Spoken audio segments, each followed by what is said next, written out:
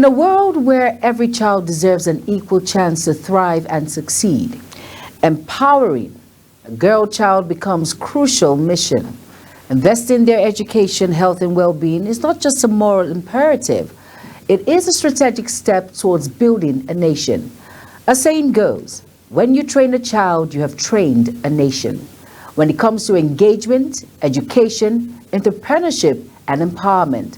Now, with me to throw more light on this is Barrister Mrs. Mariam M. Abdul, Executive Director, Women and Children's Rights and Empowerment Foundation. I am Jumai Manson. Don't go anywhere. Inside Today, we'll be back.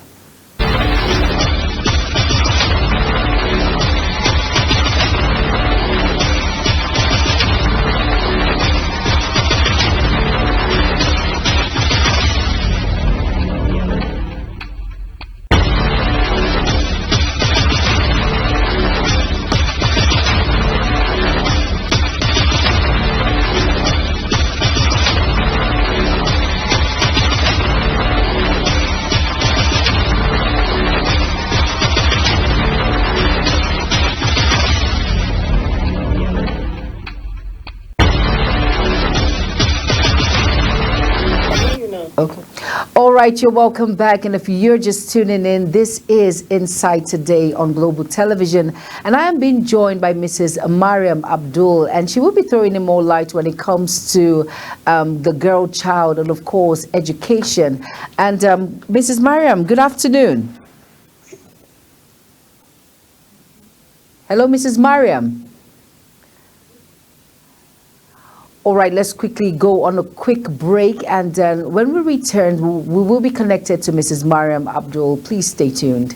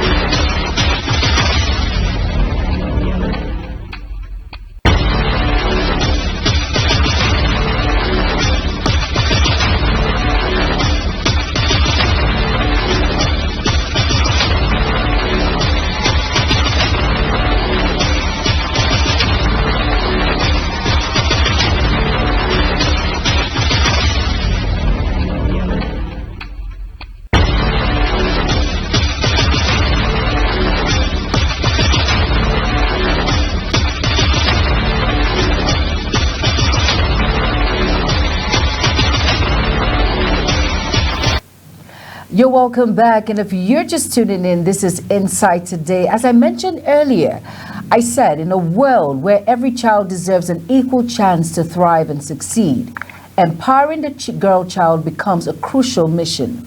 Investing in their education, health, and well-being is just a moral imperative. It is a strategic step towards building a nation.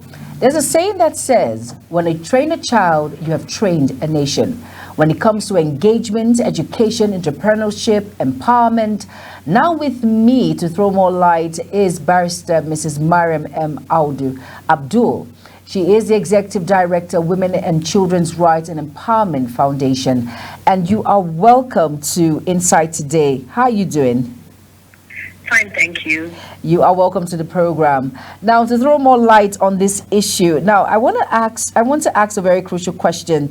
What are the factors militating against girl-child education?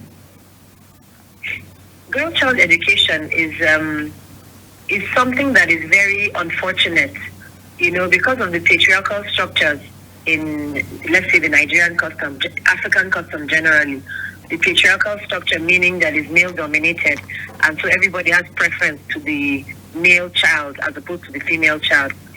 So education is not something that is different from the other aspects of promotion and protection of the girl child or women in Nigeria.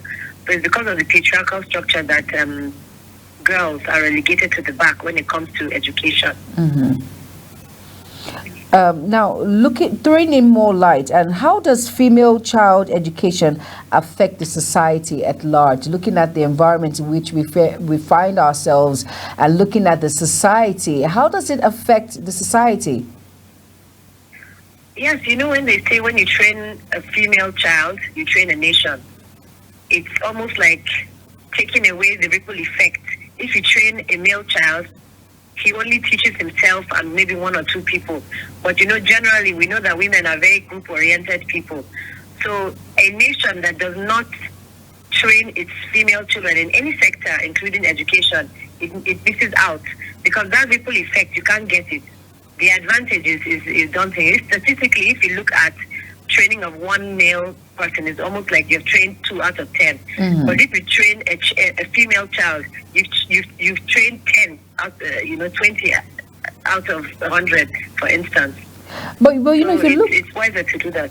Okay, but if you look at it critically, there are some individuals who are non-educated. They will tell you it is better to train the male child than the female child, because at the end of the day, the male child belongs in the home front, where she has to cater for her children, she has to cater for the home in general, cater for the husband. So why waste so much funds when it comes to training the child? So if they're to select, or will I say pick between the male or female, of course it's the male because he holds more weight, or will I say hold more water. Can you expatiate on the opinions of some individuals who have that mindset when it comes to education and the girl child? Yes, that's a very, very backward and very culture-oriented mindset, because obviously now this is 2024, and in this century we've seen women holding positions that men have held in the past. We have CEOs. You have somebody like me that's the executive director of my own organization I founded. You have people who are, doctors, lawyers, engineers, architects, and they're female. So to have a mindset that is really, really misogynistic to some extent, thinking that the role of women, that there's no point in educating a female child because she's not going to amount to anything. After all, when she gets married, she's going to be in some kitchen or some hospital delivering babies. It's a typical mindset, African mindset, and it's not that it's very bad, but the problem is you are cheating girls from their God-given rights, and then of course, second of all, the Constitution of the 1999 Constitution of the Federal Republic of Nigeria has already given them that human right of education. If you look at even the Universal Declaration of Human Rights, education is a right to everybody. They didn't specify only male or female children. So time has progressed, has gone beyond having, male children only educated as opposed to female children. Now it's time for both sexes or both genders to be educated. It's supposed to be something that is a given. Okay. So we just have to work on sensitization.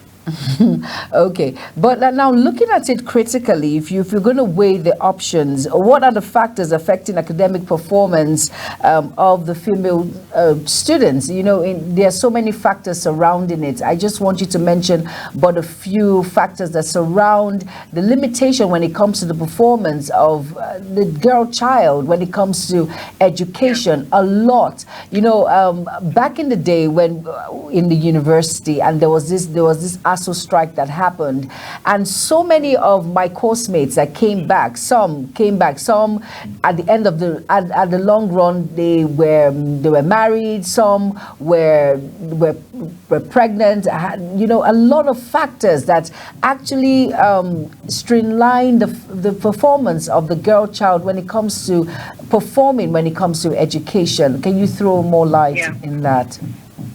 There are so many factors, and I choose to call them challenges. There are so many challenges that affect different geopolitical zones in Nigeria. I'm from the north, and I work in the north predominantly. So if you look at the challenge of kidnapping, for instance, it's something that is probably not happening as much in the other geopolitical zones. So it's a challenge. There's terrorism, and then, like you've mentioned, there's this early marriage, forced marriage, and then there's discrimination already. Like I mentioned, the patriarchal structure has already discriminated against them at birth. So definitely, if you look at it, you just put the male children in school. Then, like you've mentioned, early marriage, there's this notion that when a child is 13, 14, she should just get married and assist the rest of the family. And then the biggest one that cuts across is poverty. If you analyze it and you have a son or 3 daughters and a son, you would likely educate the boy because you feel that he'll give you quick money, for instance, than a female child. So the factor of poverty is a big challenge, and it affects girl education, because definitely if you have the money to pay for 5 of your children, you would do that. But because you don't have enough, you actually have to select. Even if the boy is not bright and the 3 girls are brighter, you would put the boy in school. So these are the challenges that really affect it. So if you look at culture, religion, ethics, and then attitude to practices, these are core challenges, and they're really, really strong.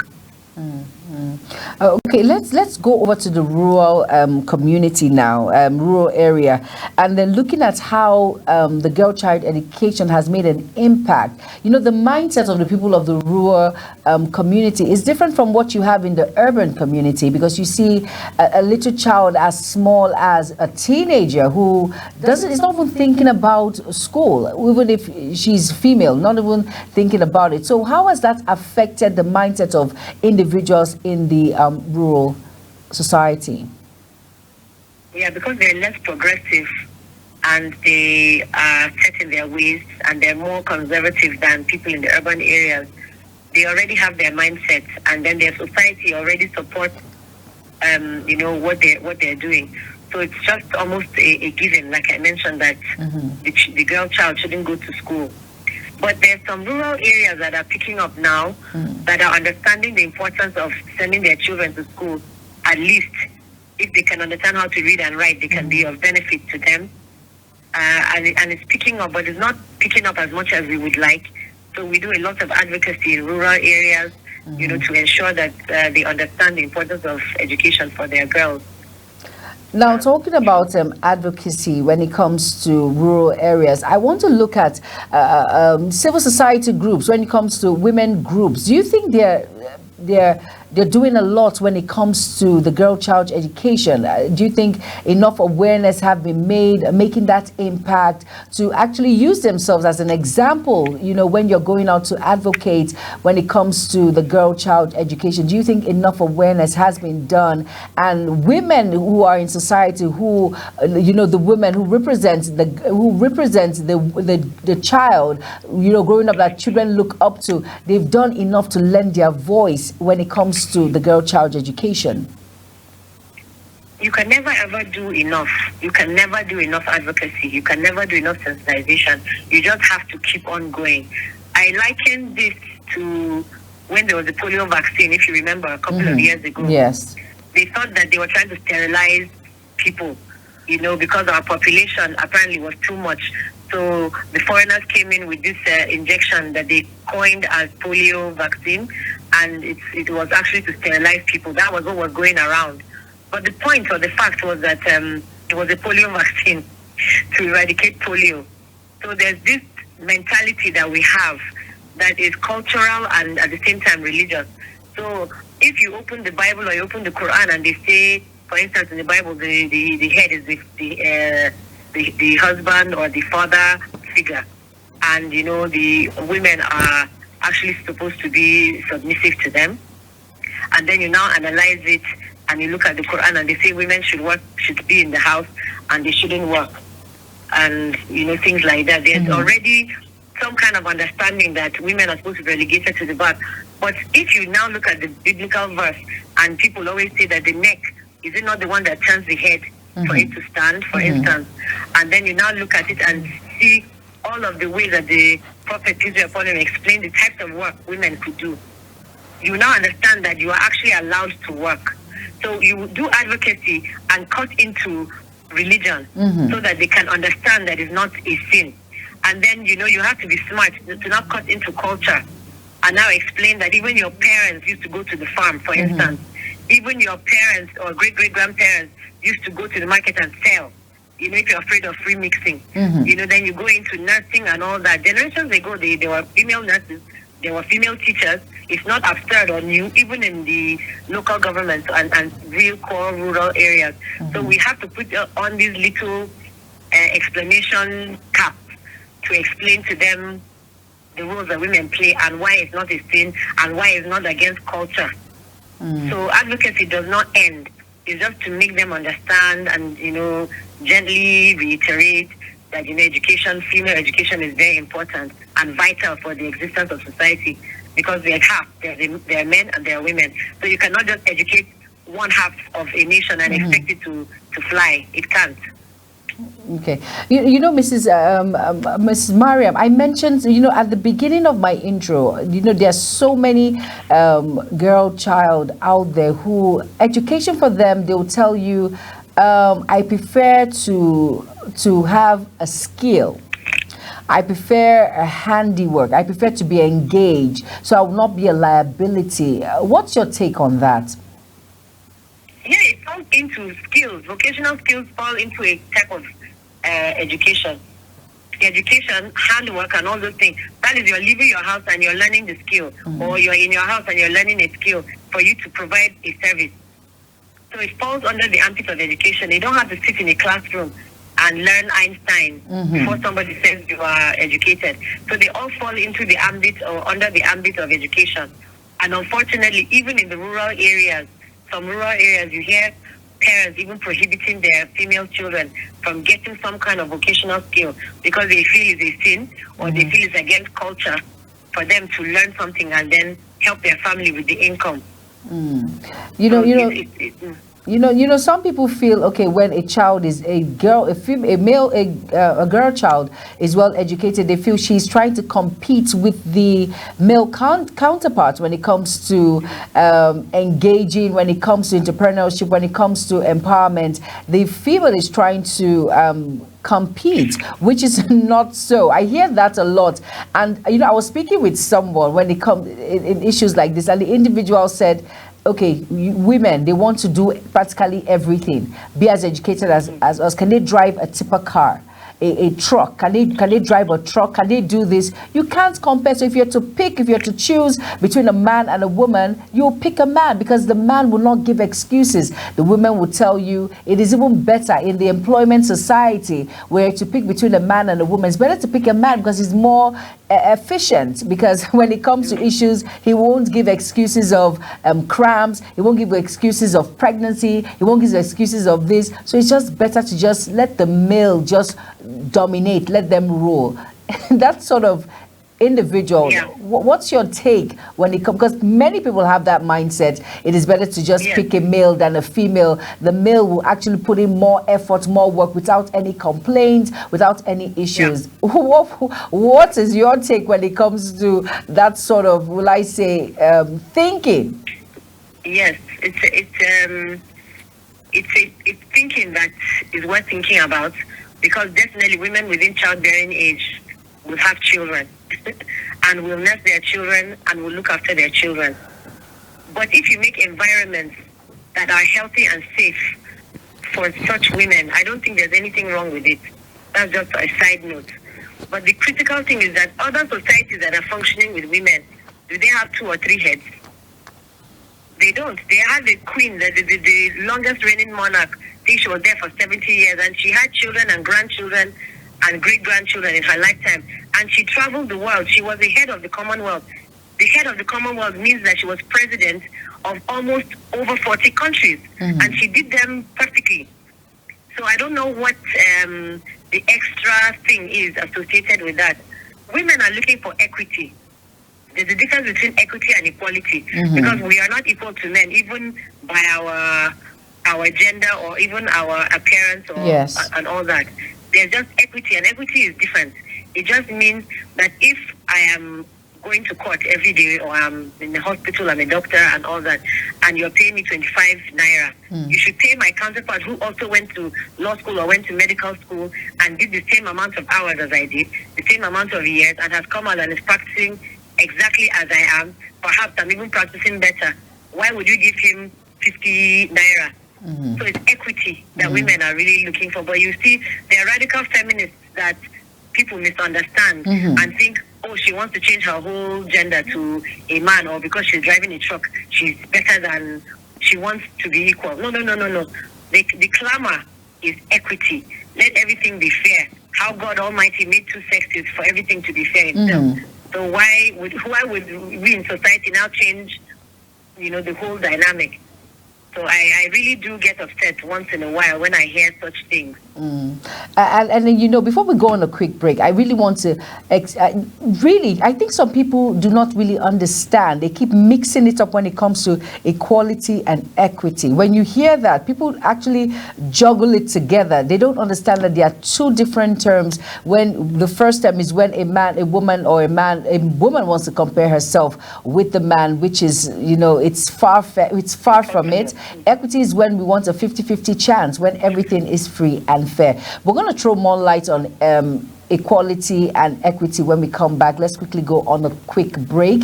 It's Inside Today. Don't go anywhere. Stay tuned.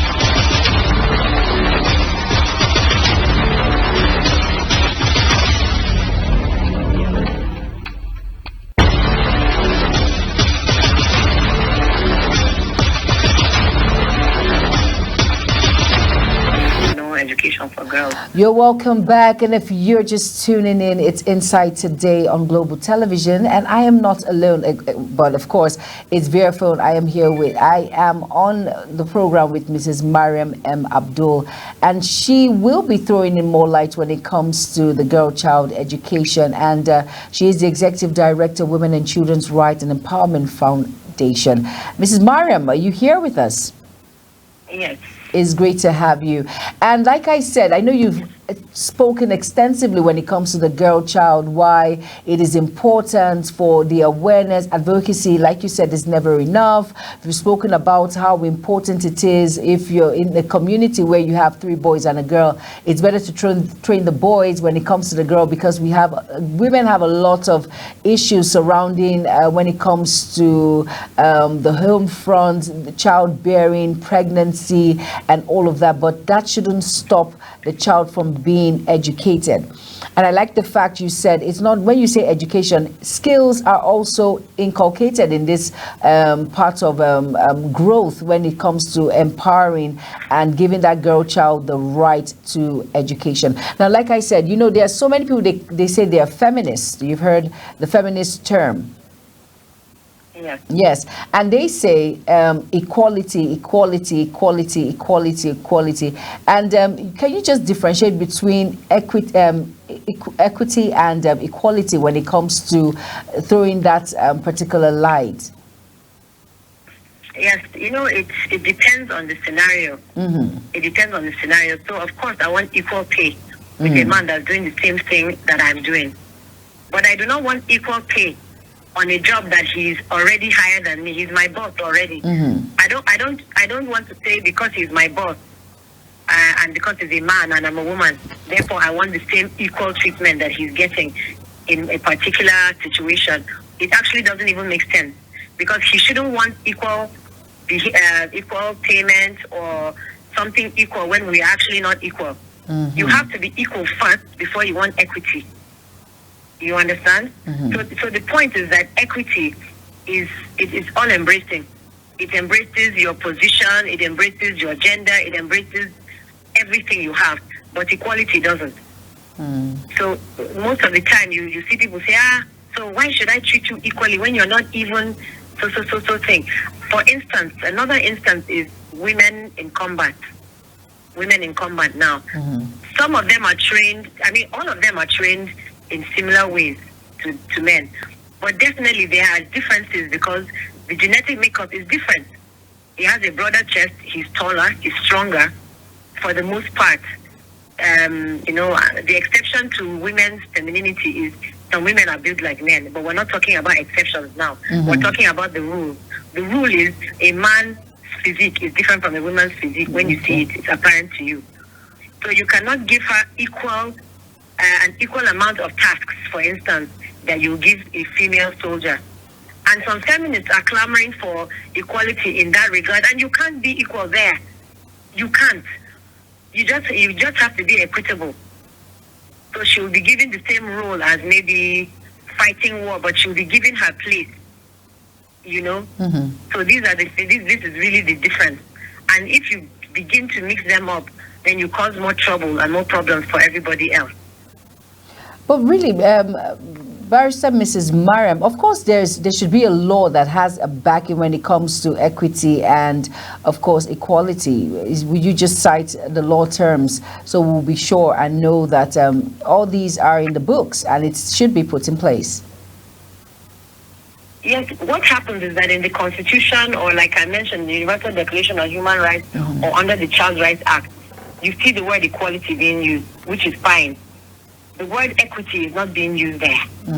You understand? So it's equal right to education. Yes. If you look at Chapter 4 of the Constitution, 1999 Constitution of the Federal Republic of Nigeria, you see that they just say right to this, right to that, yes, and everybody should have equal this, everybody should have equal that. That is how it's framed. And with regards to these issues, this is what we are all clamoring for. But when we come to like specific issues, like I mentioned, that's where the word is interchanged to suit what is natural. Okay. So that's that. Okay. Now, looking at it, and do you think, in the society in which we find ourselves, I keep referring to the urban area, although you said enough, it's never enough when it comes to advocacy. It's never enough when you look at the urban area. We know that the rural area, a lot of happenings, so many things happen in the rural area, and it's sometimes it's really, really sad. And then, do you think those in the rural area are not given equal rights when it comes to education, when it comes to standard of education?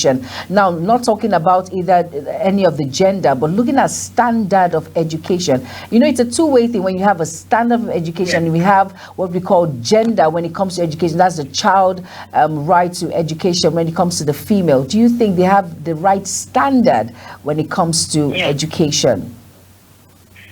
They don't have the right, they don't have the same standard or even appropriate standard in the rural areas of education compared to the urban places.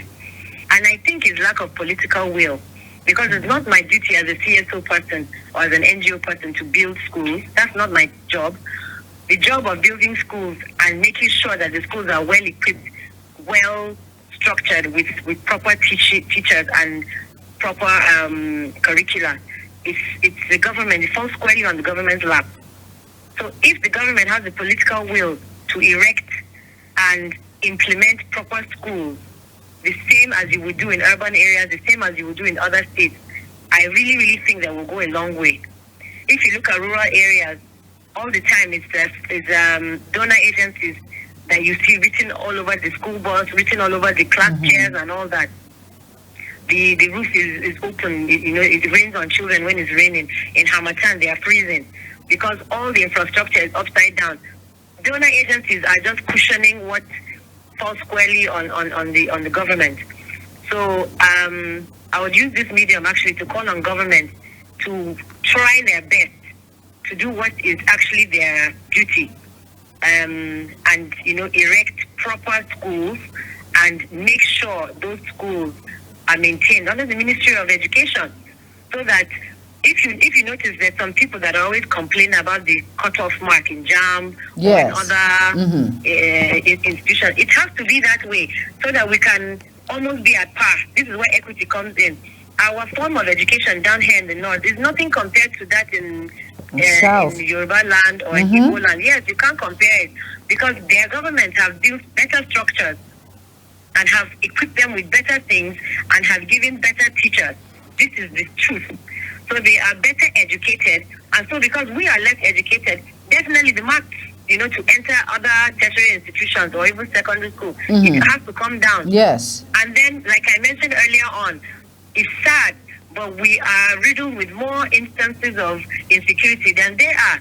So, Chibok girls, what has happened to them? The Dapchi girls, what has happened? Buniyali, what has happened? All of these places, even here in Kaduna where I am, Greenfield was, the abducted girls.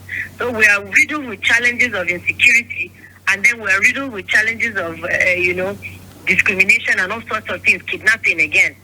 So definitely all this time wasted for us, the others have progressed. And then you want to have a fair starting point. It can't do. We just have to understand the situation. So we really need to fix the sector, the education sector here in the north. It's dwindling, and it's dwindling fast. Now, Ms. Mariam, I want to ask a question. You mentioned insecurity, and you mentioned the Dapchi girls, the Chibok girls, Buniyadi, and of course, do you think this has actually caused some of the hitches when it comes to the girl child being educated? Some of these circumstances in which we find ourselves, insecurity, terrorism, rape, and if we just reflect back to the Chibok girls, some that were released from the hands of the kidnappers, you saw that some came with children, and so I think these are some of the fears why some parents in those parts of the country will say to you, it is better to just train the male and the female should just concentrate being at home. Oh, for sure.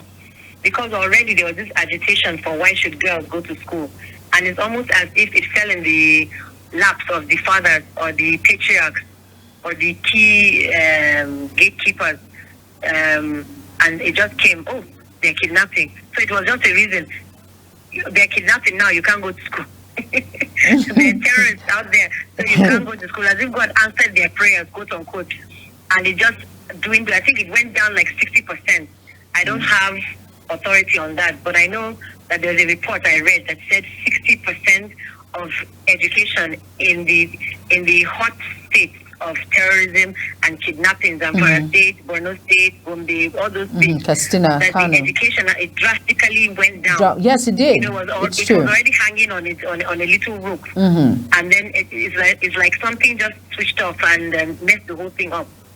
So it's going to take a while. It's really, really going to take a while before we crawl back out of this mindset, and then there's fear, and the fear is tangible. And it's relatable, and it's something that is realistic, and I respect that. So definitely, I wouldn't want to put my child in a rural place, and it's in the rural areas. Unfortunately, these things are happening, or in the outskirts, closer to rural areas. So it's something really unfortunate. It's really unfortunate. I know we spoke about the performance of affecting the academic of the female student. Now let's look at the participation. What are the factors affecting female participations in education? The factors affecting female participation. What are the factors affecting female participation when it comes to education? Yeah, like I mentioned, there are just so many because you wouldn't want to go to school, you wouldn't want to participate in any form of education from primary to tertiary institution because of nobody will let you, basically. Where will you even begin from? All your mates, started from primary school and so on and so forth. So you don't even have the wherewithal to even begin. So this is one big failure in that regard. And then the other examples that I've given, terrorism and all that, Yes. these are all counterproductive for the female child. They can't just participate in that. They just can't. And then there's early and forced marriage. And then with that comes a lot of medical issues like vertical vaginal fistula and obstetric fistula and all what have you. So they're already just at the back, and they just really can't participate, and it's just ridiculous, honestly. Well, and would you say poverty has played a key role when it comes to the girl child being educated? Because, of course, we know it's the parents or guardians or caregiver that actually pays this tuition fee for the child to be educated. Do you think poverty has caused a very big gap when it comes to the girl child being educated? So for me, I think empowerment programs when it comes to individuals, the elites, you mentioned the government in urban areas are the ones that make up all these donor classes and all of that, but the rural areas, no one actually cares. Basically, we're all waiting for the government to come and do something. But do you think poverty has played a huge chunk? Because without money, how can you even train the child? Talk more of the children when it comes to education. Yes, it's one of the unfortunate ones that I can understand the most, like I mentioned. Because if you really can't afford education for anybody in your house, and then you have to start picking who is going to get educated, it's a very sad, and I think it's the most good response to not educating your female child. Poverty. I think the other excuses are just ridiculous. This one is the most tangible, I think, excuse.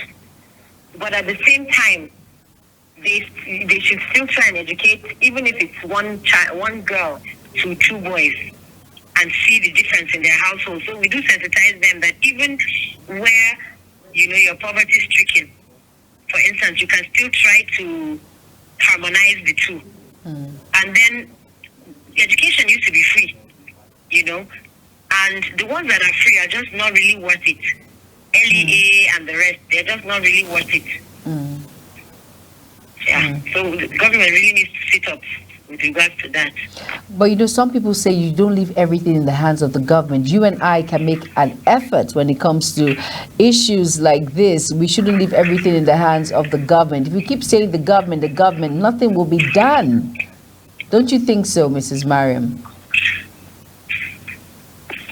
Yes, well, I also think that I cannot erect a structure. I can't build a school. I don't have land. Land just, in the governor, for instance, under the Land Use Act. That is his job, his role. I cannot, as an CSO or an NGO, build a school without partnership with the government. Then I further still cannot, the infrastructures can be assisted by NGOs. But the whole point is you have to have the political will to build schools. And not only build schools, but build good schools. Then we can come in and help you to maintain the school structure and maybe even teachers and volunteer and things like that. But unless there's a structure on ground that is working and is worthwhile, we can't just get up and build schools as the CSOs. That's not our task or our role. True. Also, I want to put you on the spot now. I know Barrister Mariam Abdul, you are the executive director in one of your NGO, Women and Children's Rights Empowerment Foundation. Now, what has been the challenges? I know you've come together, bringing women and children together when it comes to violence, when it comes to abuse, when it comes to rape, and giving a hand lift when it comes to issues that you face. What are the challenges you faced dealing with children, especially women and children, basically, and of course the girl child? Well, it depends. It's a very, very wide question you've asked, but I can narrow things down. You can navigate. For instance, there's access to justice for women. but they don't know about it. You know, if you're talking about rural areas, it's been a challenge for us to keep on telling them that, if you are not being educated, you can actually challenge that, because there are policies and there are laws that say you should be educated. It's your right. And they're shocked. You know, they're actually shocked that things like that can happen. So access to justice for me is critical in advocacy. They have to have access to justice. They have to have access to representation in cases of custody, in cases of inheritance, widowhood, malpractice, you know, all sorts of things. They have to understand that, you know, they've been crossed. And then there are facilities available to them and remedies available, and there's reparation available to them that they have access to. So these are some of the things that we do, and it's quite difficult for some people to understand, you know. And then you also look at stigmatization when cases of rape, you know, come to the fore. You see a child or an adult or whoever, a case of rape has been reported, and they don't know what to do. You take them through the process and you explain to them, but then there's stigmatization. They're scared. They will say that they're promiscuous, or they will say that, damn, why did they go into the room or the vicinity of the perpetrator, and all sorts of things. So women, they're really trying. They're really trying against all odds. And then looking at it, how about language barriers? Do you have any language barriers when it comes to issues, to trying to communicate, to make headway when it comes to the women, the children, and all of that? Are there any language barriers? No, not really. Well, because definitely we speak Hausa, and some of my staff speak core languages here in Kaduna State. So it's never really their policies. In fact, I just finished working on a questionnaire that I translated to Hausa. It was a focus group discussion for female genital mutilation to see the prevalence in the metropolis. So we had to, you know, translate it to Hausa. Okay. So these things are not, they're not issues in terms of passing or communicating information to them. And you'll be shocked. Broken English is not something of the past. People speak broken English in the rural areas almost everywhere in Nigeria now. Oh, wow. So there's Pidgin English translations. Okay, I want to ask you one more question before we wrap it up on the program today. Now, can we say the attitude and view of parents who are not educated has affected the importance of the girl-child education? Yes, the attitude of parents, because if you feel, you know, culturally that you're not allowed to educate your, you know, female children. Maybe your grandfather told your father, and you now have a son or a daughter, and he feels that you're not meant to be educated as a female child. It will definitely affect your parenting skills. But if you come from a lineage that females were educated, definitely it will affect how you raise your children.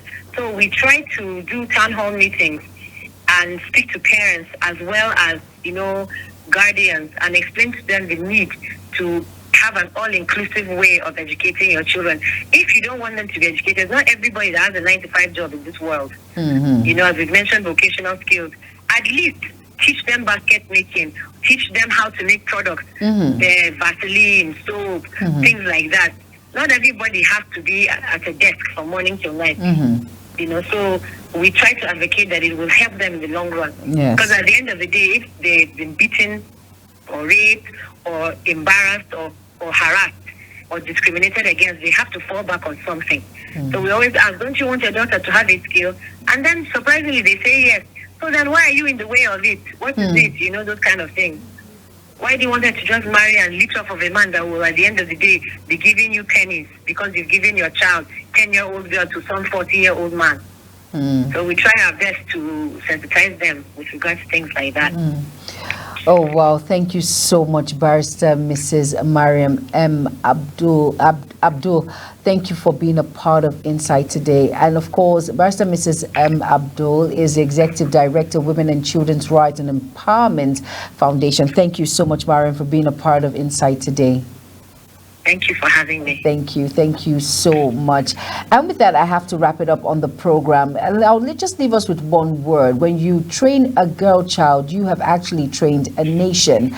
And it's good when it comes to, and like Mrs. Mariam Abdul said, it's not only when you sit on the table, 9 to 5 job. It's not everyone that has that that's calling. You can engage the child. That's part of educating the child. Entrepreneurship programs, empowerment will also go a long way. Let us throw in more light and encourage the girl child for a brighter educational value in the society, to be relevant when it comes to education and, of course, educational skills. I am Jumai Manson. Join me same time tomorrow on the program Inside Today. Have an amazing day ahead. Up next is the news. Keep it locked. Don't go anywhere. Good afternoon.